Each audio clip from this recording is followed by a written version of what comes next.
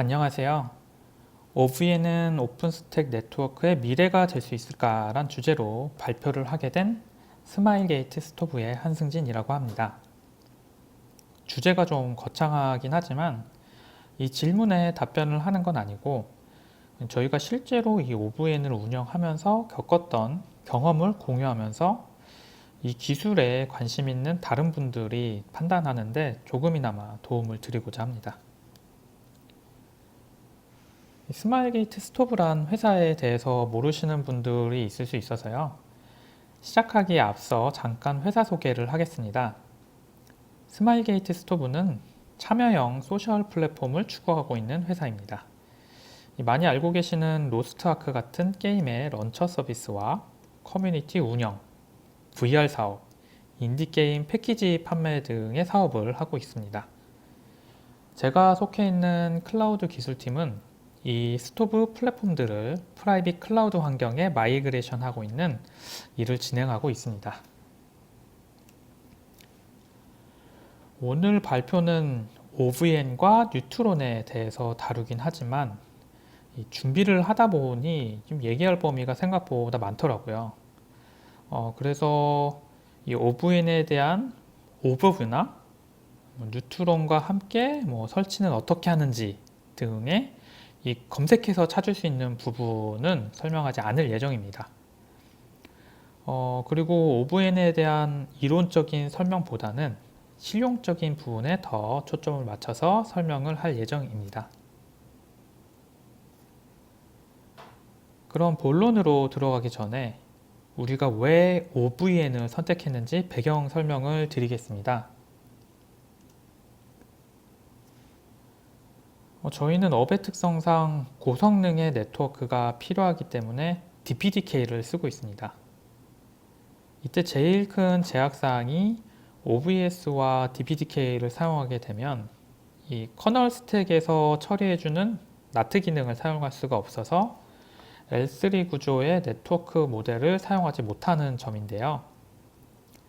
OVN은 이런 커널에서 처리해주는 기능들, 예를 들어 NAT 혹은 시큐리티 그룹 등의 기능을 자체적으로 가지고 있는 플로우 룰로 처리할 수 있기 때문에 DPDK를 사용하면서도 L3 네트워크 모델을 활용할 수가 있습니다.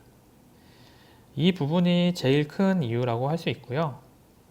그 외에도 뉴트론의 각 기능을 담당하는 에이전트들은 모두 큐통신을 하기 때문에 규모가 커질수록 이 메시지 큐 서비스가 문제가 되는 경우가 많았는데요. 이 OVN을 사용하게 되면 에이전트를 올릴 필요가 없기 때문에 부하가 감소되는 효과도 있습니다.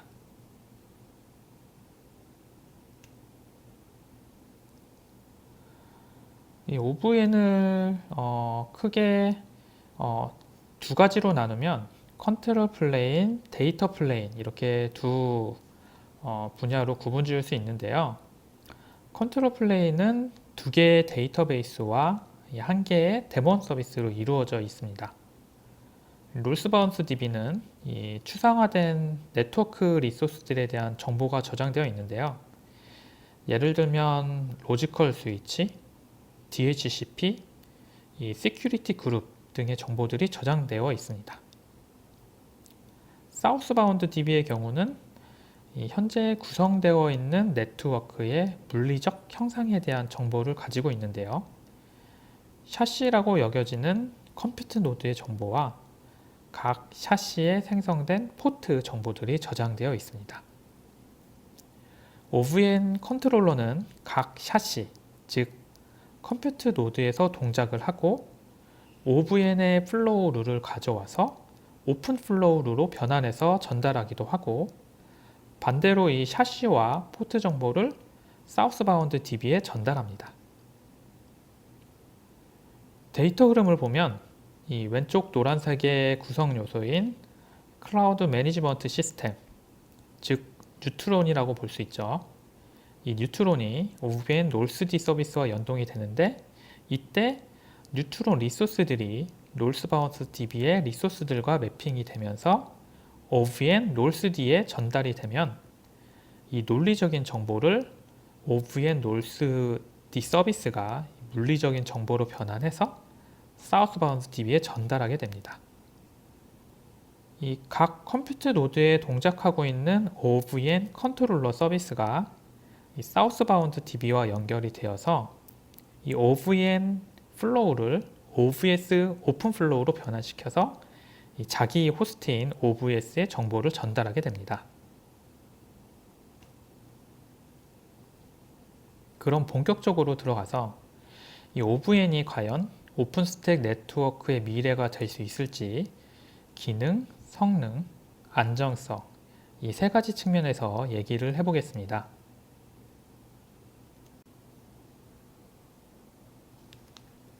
먼저 기능 측면에서 살펴보겠는데요. 기존 네이티브 OVS 드라이버의 기능을 대체할 수 없다면 이 OVN을 사용하는데 회의적일 수밖에 없을 텐데요. 이 기능별로 어떤 부분이 다른지 확인을 해보겠습니다. 네이티브 OVS와 OVN 드라이버를 기능별로 표를 나눠서 비교를 해봤습니다. 일단 결과부터 말씀드리면 기본적으로 OVS에서 지원하는 기능은 OVN에서도 대부분 동일하게 지원을 하는데 중요한 건 그 지원하는 방식이 OVS와 좀 다릅니다. 항목별로 어떤 게 다른지 확인해 보겠습니다. OVS의 경우는 이 뉴트론 서버와 각 에이전트들, OVS 에이전트, DHCP 에이전트, 메타데이터 에이전트, L3 에이전트 등 상당히 많은 에이전트들이 있죠. 이런 컴포넌트들 간의 통신은 모두 이 RPC 통신을 하고 있습니다. OVN의 경우는 뉴트론 서버와 직접 통신하는 에이전트는 없다고 볼 수 있습니다. 이 각 컴퓨터 노드에 올라가는 OVN 컨트롤러는 뉴트론 서버와 연결된 것이 아니라 사우스바운드 DB와 연결되어 데이터를 주고받고 있습니다. 그리고 이 제네브 터널링을 통해 노드 간의 헬스 체크를 하고 있습니다. DHCP를 통해 IP를 할당하는 기능은 이 OVS 드라이버의 경우는 이 VM의 브로드캐스트 요청을 DHCP 에이전트가 받아서 DHCP 서버인 DNS 마스크가 실제로 IP를 할당해 주는 구조죠. 그리고 메타데이터의 경우에도 이 라우터 네임스페이스나 DHCP 네임스페이스 내로 패킷을 전달해서 메타데이터 에이전트가 노바 API의 메타데이터 요청을 전달하는 구조입니다. 반면 OVN은 이 DHCP와 메타데이터의 기능을 모두 플로우 룰을 통해 지원을 하고 있는데요. 이 부분은 뒤에 따로 설명을 드리도록 하겠습니다. 앞서 설명드릴 때는 이 OVN이 대부분 OVS의 기능을 지원한다고 했는데요. 이 모두 지원한다고 얘기 못한 부분이 사실 이 부분입니다. OVN은 L3 네트워크 모드로 동작을 할 때 이 다른 설정을 하지 않아도 기본적으로 L3HA 모드로 동작을 합니다. 하지만 OVS의 DVR이라고 할 수 있는 기능은 아직까지 제공을 하지 않고 있어서 이 게이트웨이 노드들이 변목 지점이 될 수 있는데요. 그 부분도 뒤에 성능 부분에서 좀 더 자세히 설명을 드리겠습니다. 그리고 이스트 웨스트 통신의 경우 이 가장 큰 차이점은 다른 대역의 경우 OVS의 경우는 이 네트워크 노드를 통해 통신을 하는 반면에 OVN의 경우는 이 플로우 룰에 의해서 노드 간 통신이 직접 이루어진다는 점입니다. DPDK의 경우는 이 앞서 배경에서 말씀드린 것처럼 OVN의 경우 L2, L3 네트워크를 모두 지원할 수 있습니다.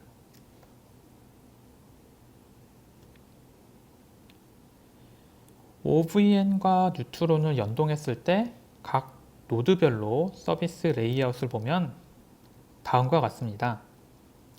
보통 이 오픈스택 컨트롤러의 뉴트론 서버와 L3 에이전트가 같이 동작을 하게 되는데요. OVN의 경우는 이 OVN의 컨트롤 플레인 구성 요소들이 같이 올라가게 되고 뉴트론에서 OVN 메커니즘 드라이버와 OVN L3 드라이버를 로딩하게 되고 실제로 L3 에이전트는 동작을 하지 않습니다.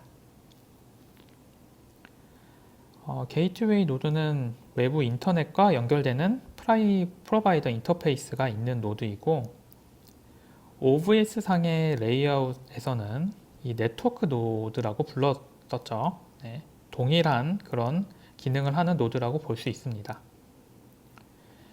게이트웨이 노드와 이 컴퓨트 노드에 올라가는 네트워크 관련 서비스는 사실 동일하고요. OVN 입장에서는 이 동일한 데이터 플레인으로 관리를 하게 되는데, 다른 설정이 있다고 하면 프로바이더 네트워크용 브릿지를 생성하고, OVS 설정상에 이 Enable Chassis as Gateway 설정이 추가되어 있다는 점입니다. 이 OVN이 이 설정을 보고 이 논리적인 L3 스위치를 게이트웨이에서 동작하는 플로우를 생성하게 됩니다.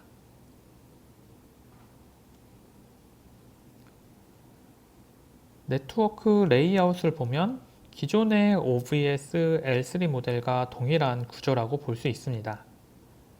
매니지먼트 네트워크를 통해서 오픈스택 각 서비스들이 통신을 하고 있고, 여기에 컴퓨트 노드에 올라가 있는 OVN 컨트롤러 서비스가 컨트롤러에 올라가 있는 사우스바스 DB와도 통신을 하고, 이 구간을 통해 플로우를 내려받고 있습니다.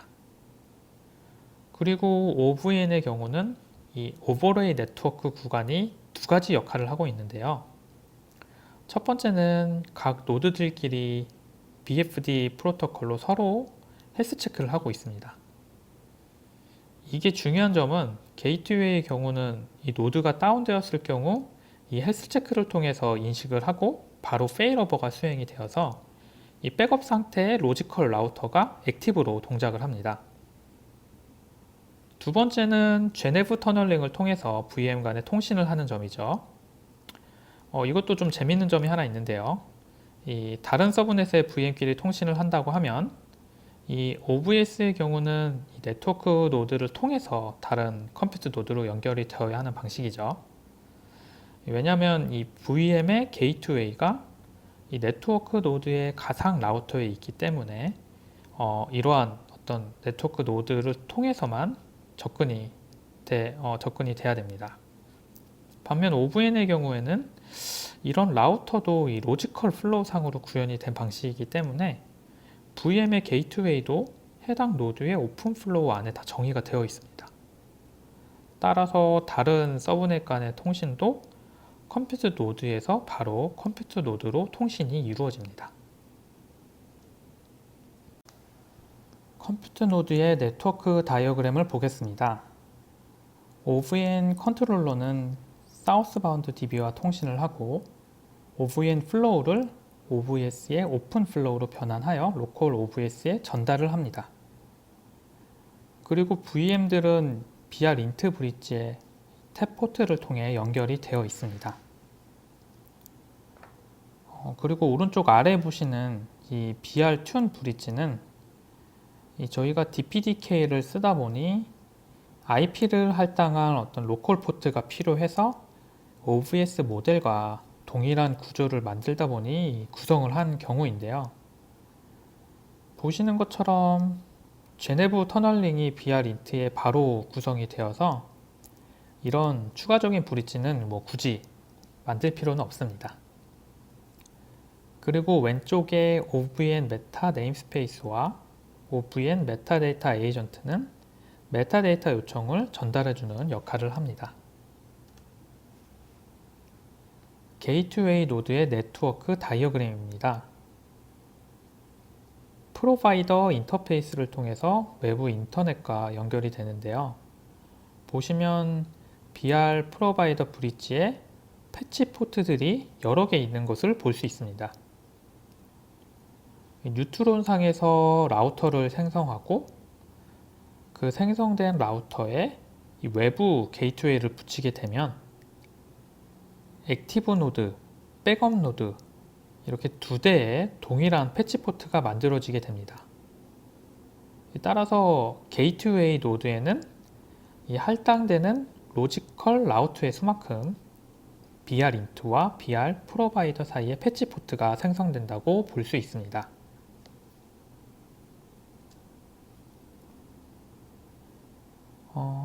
앞서서 서비스 레이아웃과 네트워크 구조에 대해서 설명을 드렸고요. DHCP 동작이랑 메타데이터 동작이 OVS와 다르다고 말씀을 드렸는데요. 이 부분에 대해서 좀 더 설명을 드리도록 하겠습니다. 우선 네이티브 OVS의 경우 이 DHCP 할당 방식을 보면 DHCP 에이전트가 IP 할당에 대한 기능을 담당하고 있죠.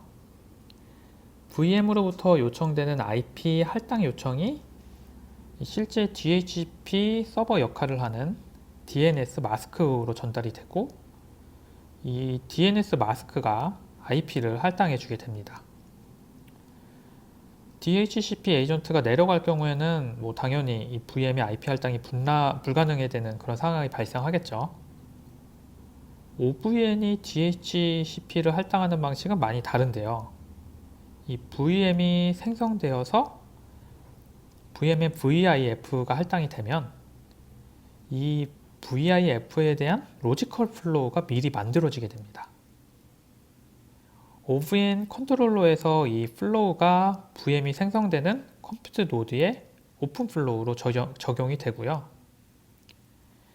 이 VM이 생성이 되어 올라오면서 이 IP 할당 요청을 하게 되면 플로우 룰에 의해서 컴퓨트 노드 내부에서 자체적으로 IP를 할당합니다.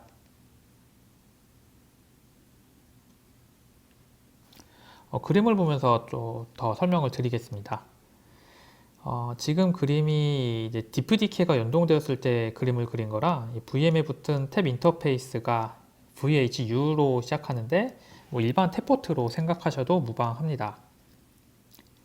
VM에 할당되는 이 뉴트론 포트 리소스가 만들어지면서 OVN 상의 IP 할당을 위한 이 로지컬 플로우가 만들어지고, 이 플로우는 OVN 컨트롤러를 통해서 오픈 플로우로 변환이 됩니다.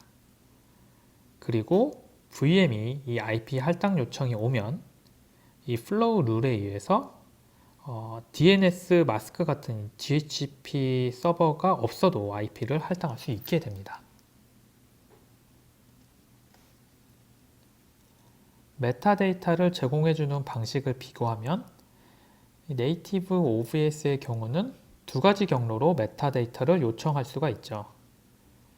이 Enable Isolated Metadata 설정을 하지 않게 되면 라우터 네임스페이스를 통해서 VM의 메타데이터 요청이 노바 API로 전달이 되고, 해당 설정이 true이면 DHCP를 통해 메타데이터 에이전트로 요청이 전달이 되고, 이게 노바 API로 전달이 됩니다.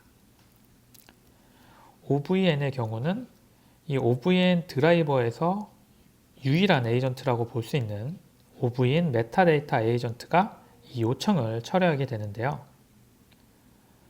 우선 각 컴퓨터 노드의 OVN 메타데이터 에이전트가 동작을 합니다. 그리고 VM이 메타데이터 요청을 하게 되면 이 요청을 노바 API로 전달을 하게 됩니다.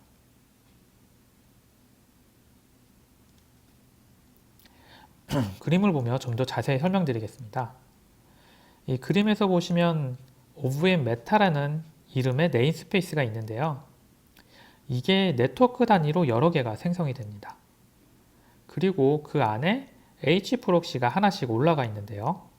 이 HA 프록시의 역할은 이 메타데이터를 전달할 때 필요한 헤더 값들이 있는데, 이 HA 프록시를 활용해서 그 헤더 값을 추가를 해줍니다.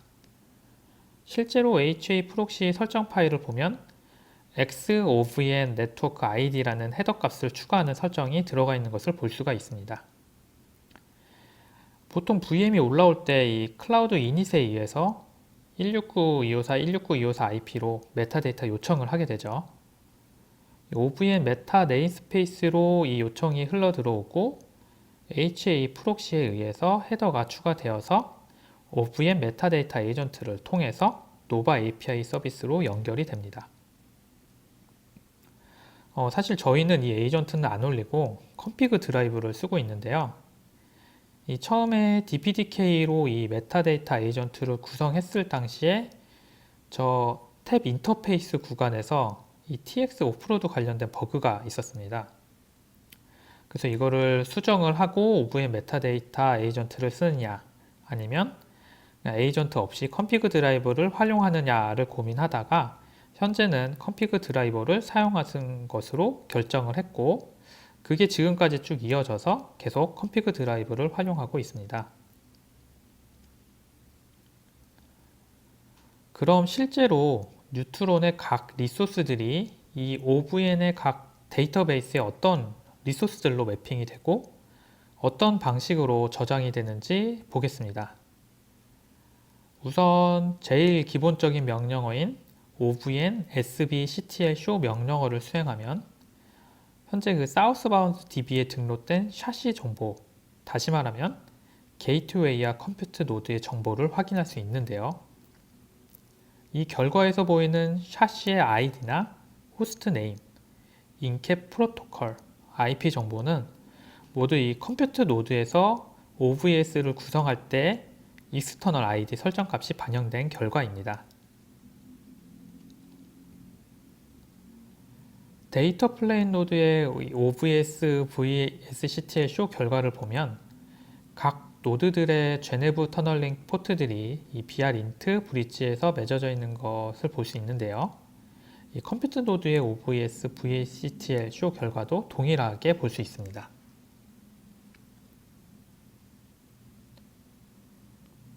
왼쪽 그림은 뉴트론의 리소스들을 네트워크 구성도와 연결시켜서 그린 그림입니다. 이 왼쪽의 그림에서 각 부분들이 실제 OVN 상에서는 어떤 리소스로 정의되고 어떻게 데이터를 저장하는지 살펴보겠습니다. VM에 연결된 뉴트론 포트 리소스의 경우 이 사우스바운드 DB의 포트 바인딩 정보를 통해 확인할 수 있는데요. 데이터를 보면 각 포트별 샤시 정보가 있어서 어느 샤시, 즉 이 컴퓨트 노드에 이 포트가 연결되어 있는지 알 수 있습니다. 그리고 이 포트가 어떤 IP와 MAC 어드레스를 가지고 있는지도 확인할 수가 있습니다. 이 OVN을 운영하다 보면 제일 헷갈리는 게 이 OVN 상의 리소스 아이디랑 이 뉴트론의 리소스 아이디랑 매핑이 잘 안 되는 그런 상황인데요. 지금 보실 때도 이 사우스바운드 상의 저 포트 UID는 실제 이 뉴트론의 포트 UID랑 완전 다릅니다. 저기 보이는 이 로지컬 포트가 뉴트론 상의 포트 UID와 동일해서 이 부분으로 매핑을 하셔야지 실제 뉴트론 포트와 연결을 지을 수 있습니다. 그리고 여기는 이제 external IDS 정보가 좀 잘렸는데 이 external ID 필드에서 이 뉴트론의 네트워크 ID 정보를 통해서 이 포트가 속한 뉴트론의 네트워크 UID를 확인할 수가 있습니다.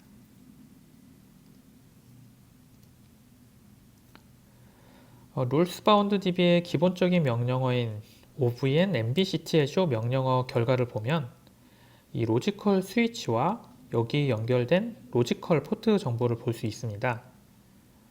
뉴트론의 프로바이더, 셀프 서비스 네트워크들이 모두 이 로지컬 스위치에 해당이 됩니다. 이 정보를 보시면 아시겠지만 스위치 아이디가 아니라 이 괄호 안에 있는 뉴트론 대시로 시작하는 아이디가 실제 뉴트론의 네트워크 아이디랑 매핑이 됩니다. 옆에 있는 네트워크 이름으로 또 충분히 분별을 할 수가 있습니다.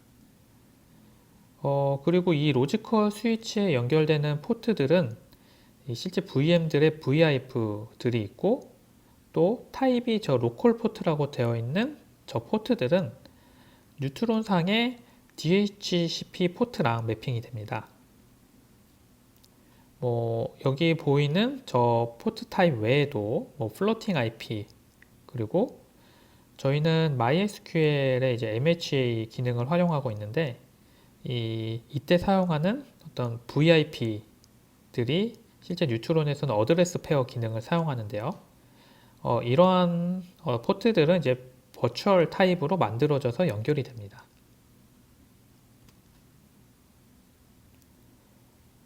그리고 앞서 플로우 룰로 이 DHCP 서버의 역할을 한다고 말씀을 드렸었는데요.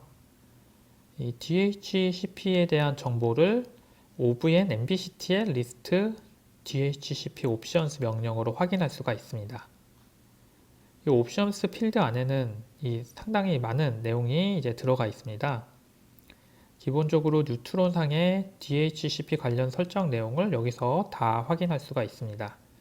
예를 들어 MTU부터 시작해서 스태틱 라우트 정보, DNS 서버, 리즈 타임 등의 정보를 이 명령어를 통해 확인할 수가 있습니다. 뉴트론의 라우터는 OVN에서는 로지컬 라우터라는 리소스로 관리가 되고 있고 여기도 익스터널 ID 필드가 있는데 이 라우터 이름이 명시적으로 나와 있어서 이 뉴트론과 매핑하기는 좀 용이한 그런 구조입니다. 이 라우터의 외부 인터넷 연결을 하기 위해서 프로바이더 네트워크를 익스터널 게이트웨이로 붙이게 되면 OVN에서는 로지컬 라우터 포트가 할당이 됩니다. 그리고 게이트웨이 샷시 필드를 통해서 어떤 게이트웨이 노드에 이 라우터가 연결이 되었는지도 확인할 수 있고요. 이 게이트웨이에 접속해서 OVS, VAS, CTL-쇼 결과를 보게 되면 BR 인트와 BR 프로바이더 사이에 해당 라우터와 관련된 패치 포트가 생성된 것을 볼 수 있습니다. 그리고 라우터에 셀프 서비스 네트워크를 연결하게 되면 이 셀프 서비스 대역에 로지컬 라우터 포트가 추가가 된 것을 볼 수 있습니다. 이 라우터에 포트 2개 그리고 나트라 불리는 리소스 1개가 연결된 것을 볼 수 있는데요. 첫 번째는 10.10.40 대역을 가진 이 셀프 서비스 스위치의 로지컬 라우터 포트이고 두 번째는 프로바이더 네트워크 스위치의 포트이고 여기에는 어떤 게이트웨이 샷시인지에 대한 정보도 같이 볼 수 있습니다. 그리고 나머지 나트 리소스는 이 VM이 플로팅 IP를 가지고 있지 않더라도 VM에서 외부로는 통신이 가능해야 하기 때문에 이 SNAT을 위한 나트 리소스라고 볼 수 있습니다. 여기에 VM에 플로팅 IP를 붙이게 되면 라우터에서는 DNAT and SNAT 타입의 NAT 리소스가 생성이 되고 여기에는 익스터널 IP와 로지컬 IP가 같이 할당이 됩니다. OVN MBCTL 로지컬 라우터 NAT 리스트 명령어를 통해서도 이 플로팅 IP가 할당된 리소스를 확인할 수가 있습니다. 지금까지는 기능 측면에서 OVN이 이 OBS 기능을 어떤 방식으로 대체하고 이 뉴트론의 리소스들은 어떻게 저장하는지 살펴봤는데요. 그 지원하는 방식이 구체적으로 보면 좀 상당히 다르다고 할 수 있고 이 부분이 OVN의 장점이 될지 단점이 될지는 기준에 따라 좀 달라질 수 있을 것 같습니다. 그럼 이제 성능 측면에서 어떤 부분을 좀 고려해야 될지 한번 살펴보겠습니다. 성능을 바라보는 관점도 여러 가지가 있을 수 있겠죠. 저는 실제 이 오픈스택 환경 위에 워크로드가 올라갔을 때 네트워크 성능에 대해서 얘기하려고 합니다. 이 OVS, OVN 구별 없이 L3 네트워크 모델의 경우는 많은 장점들이 있고 이게 가능해야 가상 네트워크에 대한 다양한 설계도 가능하고 또 테넌트별로 네트워크를 자유롭게 만들 수가 있게 됩니다.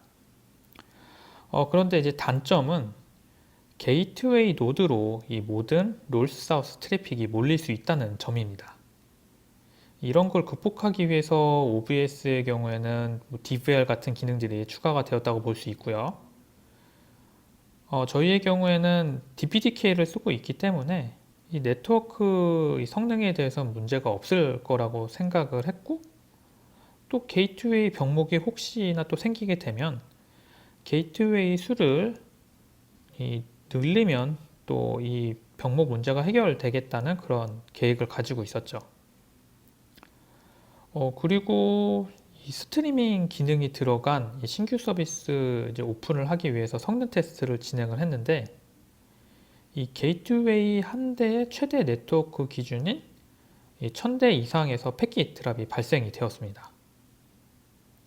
이런 이슈를 해결하기 위해서 이 OVN 구성을 보니까 이게 라우터 단위의 부하 분산이기 때문에 아무리 게이트웨이의 수를 늘린다 한들 VM들이 이 하나의 라우터에 몰려 있으면 결국 하나의 게이트웨이를 통해서 트래픽이 흐르기 때문에 병목이 생기는 구조였던 거죠. 그래도 일단 최대한 L3 네트워크 구조 내에서 해결하기 위해서 이 VM들을 세대의 라우터로 분산 구성을 하고 이 라우터들을 각각의 게이트웨이로 구별 지어서 네트워크 성능을 개선은 했지만 사실 이게 궁극적인 해결 방법은 되지 않기 때문에 이 어떤 성능 이슈가 저희에게는 이 OVN을 L2 네트워크 모델로 구성 변경을 한 계기가 되었습니다. 그래서 이 OVN을 도입을 할 때는 이 요구되는 이 네트워크 성능을 잘 고려하셔서 이 L3 혹은 L2 네트워크 모델을 선택하실 필요가 있다고 그렇게 생각을 합니다.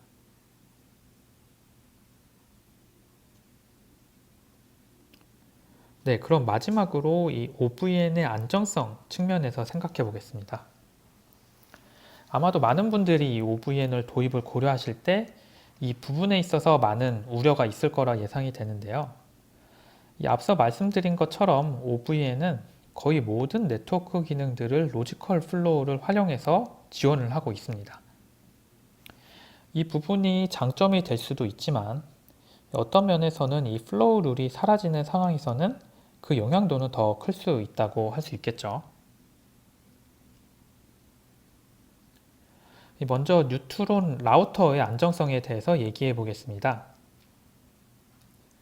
앞서 말씀드린 것처럼 이 OVN 드라이버로 구성을 하게 되면 기본적으로 L3HA 모듈 구성이 되는데요. 장표와 같이 게이트웨이 샤시 명령어를 통해서 어느 라우터가 어느 게이트웨이에 할당되어 있고 그 우선순위가 어떻게 설정되어 있는지 확인할 수 있습니다. 이 네임 필드의 LRP 로지컬 라우터 포트의 약자죠. LRP 다음에 나오는 UUID 값이 로지컬 라우터의 ID 값이고요. 그 다음이 이제 게이트웨이 ID라고 보시면 됩니다. 그리고 저 프라이어리티가 적을수록 우선순위가 높습니다. 물론 이 우선순위는 또 수동으로 설정이 가능한데요. 예를 들어 우선순위가 이 1이었던 게이트웨이의 값을 3으로 변경하게 되면 액티브 라우터가 바로 변경이 되면서 VM이 한 핑 2개에서 3개 정도 끊기고 다른 게이트웨이 노드로 이 노스 사우스 트래픽이 넘어간 것을 확인할 수 있습니다. 그리고 실제로 페일오버 테스트를 해보면 이 동작이 좀 민첩하게 이루어지는 것을 확인할 수 있습니다. 그래서 이 게이트웨이 노드의 어떤 장애 상황에 대해서는 HA가 좀 유기적으로 잘 동작하는 것을 확인할 수 있습니다. 이 OVN과 같은 중앙화된 컨트롤 플레인을 가지고 있는 경우 이 가장 큰 운영상의 위험 요소는 이 컨트롤 플레인이 문제가 생겼을 경우 전체 장애로까지 이어질 수 있는 부분일 텐데요. 특히나 OVN의 경우는 이 앞에서 보신 것처럼 라우터, DHCP, 메타데이터, 시큐리티 그룹 등의 상당히 많은 기능을 플로우로 제공을 하고 있기 때문에 그 영향도는 아마도 더 클 거라고 예상이 됩니다. 결론부터 말하면 이 컨트롤 플레인이 무너지더라도 OVS 서비스를 재시작하지 않는다면 이 OVS 룰이 다 빠지거나 VM이 연결이 끊기거나 하진 않습니다. 그리고 이 OVN 플로우 룰의 원천 정보는 뉴트론에 있습니다. 그래서 OVN의 모든 데이터베이스가 무너지는 상황이 생긴다 해도 이 뉴트론 DB를 통해서 이 플로우 룰을 그대로 재현할 수가 있습니다. 재현하는 방법은 저 그림과 같은데요. 뉴트론 설정 파일에 이 OVN 섹션에 뉴트론 싱크 모드를 리페어로 설정을 하고 뉴트론 서버를 재시작을 하면 이 뉴트론 DB를 기준으로 OVN의 이 플로우를 복원할 수가 있습니다.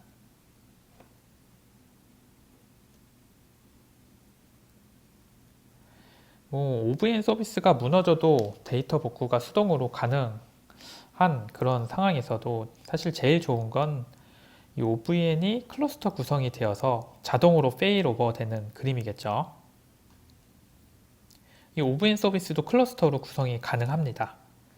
이 그림에서 보시는 것처럼 이 노스바운스 DB와 사우스바운스 DB가 쿼럼 방식으로 클러스터 구성이 각각 가능하고 이 데이터 플레인 노드들은 VIP로 묶인 사우스바운스 DB를 바라보고 있어서 노드 하나의 다운에도 문제없이 통신이 가능한 구조입니다. OVN 롤스디 서비스의 경우는 로컬 OVN DB와 연동이 되므로 사실 이 데모는 클러스터 구성은 필요 없습니다. 클러스터 구성이 되면 다음과 같이 이 클러스터 스테이터스 명령어를 통해서 연결된 서버의 정보를 확인할 수 있게 됩니다. 보시면 왼쪽은 리더 노드이고 오른쪽은 멤버 노드로 조인된 것을 확인할 수가 있습니다.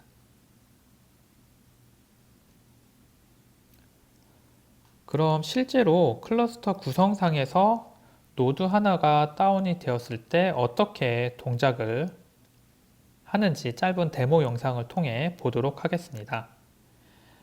세로 창을 기준으로 3개의 노드가 OVN 클러스터 구성이 된 상태입니다. 이 제일 왼쪽의 노드가 리더로 선출된 상태인데요. 이 왼쪽 노드에 노스바운스 DB를 내려보도록 하겠습니다.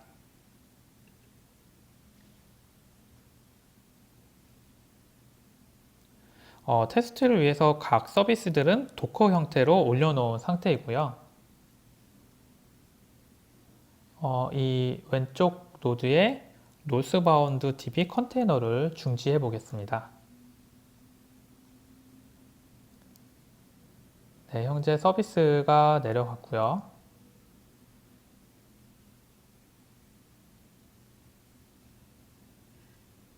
네, 보시면 바로 두 번째 있는 노드가 리더 권한을 가지고 가서 페일오버가 된 것을 확인할 수가 있습니다. 다시 한번 이 노스바운스 DB 컨테이너를 올려보겠습니다.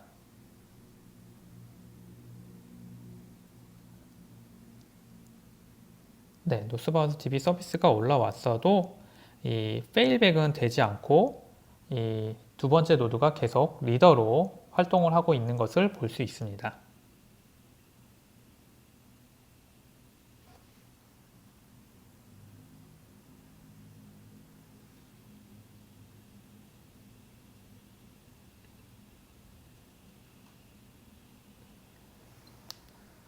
오늘 제가 준비한 내용은 여기까지인데요. 발표한 내용을 다시 한번 정리해 보겠습니다.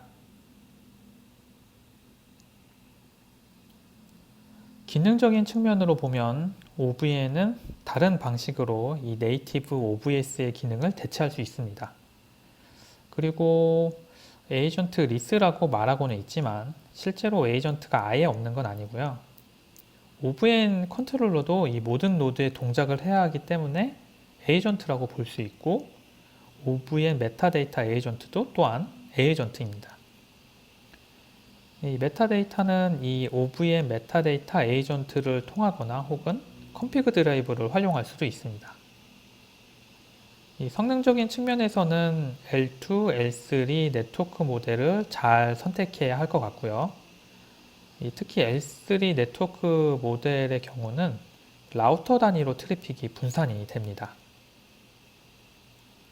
이 안전성 측면에서는 프라이어리티에 따라서 라우터가 페일오버 동작이 수행이 되고, 이 플로우 룰의 이 소스 오브 트루스는 뉴트론 DB이기 때문에 컨트롤 플레인이 무너지더라도 데이터 복구가 가능합니다. 그리고 멀티노드 클러스터 구성을 통해서 이러한 싱글 포인트 오브 페일러를 방지할 수도 있습니다.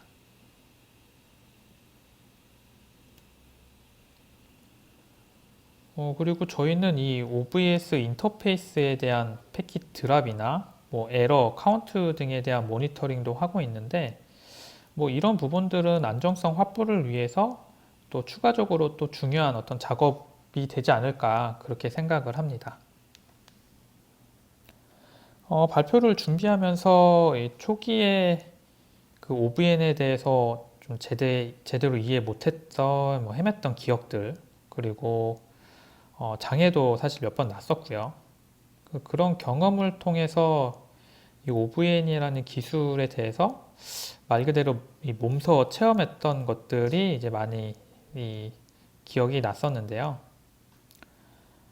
그래서 리서치에서 금방 찾을 수 있는 어떤 튜토리얼 성격의 발표보다는 실제 도입하고 운영할 때 필요한 정보들을 이제 최대한 공유하려고 했습니다. 제가 설명드린 내용이 혹시나 잘못된 게 있다면 피드백 주시면은 코멘트 등으로 좀 수정을 할 예정이고, 이 OVN이 오픈스택 네트워크의 미래가 될 수 있는가에 대한 이 질문에 대한 답은 이제 제가 아닌 발표 영상을 보시는 분들에게 맡기도록 하겠습니다. 긴 시간 동안 발표 들어주셔서 감사합니다.